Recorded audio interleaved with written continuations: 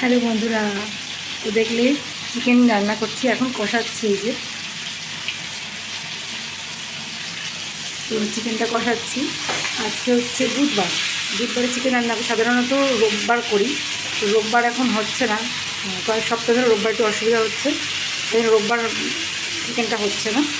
তো এখন এই মাঝখানে সপ্তাহে বুধবার বা শুক্রবার বা বৃহস্পতিবার এরকম দিকে করছি।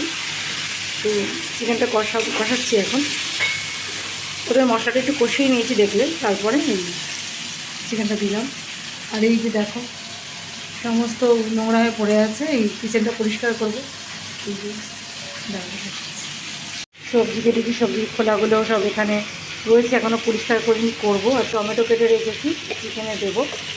আর এই যে কাঁচা লঙ্কা মাঝখান থেকে ছিঁড়ে রেখেছি, এইটাও ওই চিকেনে ব্যবহার করবো আমি।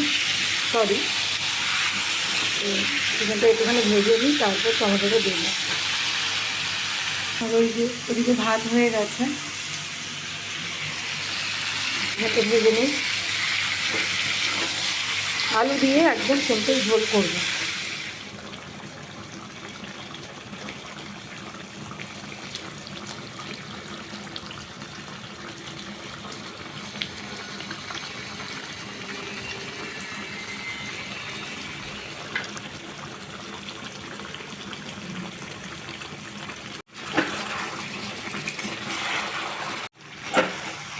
মাংসটা কষানো হয়ে গেছে, ঢেকে ঢেকে রান্না করেছি, কিন্তু আমি প্রায় 10 মিনিট থেকে 15 মিনিট অবধি ঢেকে লো ফ্লেমে রান্না করে নিয়েছি। এর মধ্যে দিয়ে দেবো গরম জল।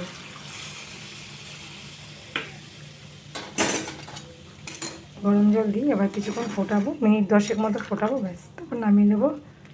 হয়ে গেল আমাদের আলু দিয়ে মুরগির মাংসের ঝোল। সব কিন্তু কাঁচা লঙ্কার ঝাল করেছি, কাঁচা লঙ্কা কেটে কেটে দিয়েছি। তো চিকেনটা একদম রেডি, দেখো চিকেনের লাল ঝোল। আমি ঢেকে রেখে দিয়েছিলাম 5 মিনিট মতো, এখনও ধোয়া উঠছে, মানে এখনও অন্য পাত্রে আমি ঢালিনি, কড়াইতেই রয়েছে। কালারটা কি সুন্দর এসেছে দেখুন, কাঁচা লঙ্কা দিয়ে কিন্তু করেছি, আর অল্প একটু কাশ্মীরি লঙ্কার গুঁড়ো দিয়েছি। এখন ঢাকাই থাকবে, পরে ঢালবো আমি। আলু দিয়ে চিকেনের লাল ঝোল। আর এই তো হাঁড়িতে ভাত, আর এখানে করেছি হচ্ছে বরবটি আলু ভাজা।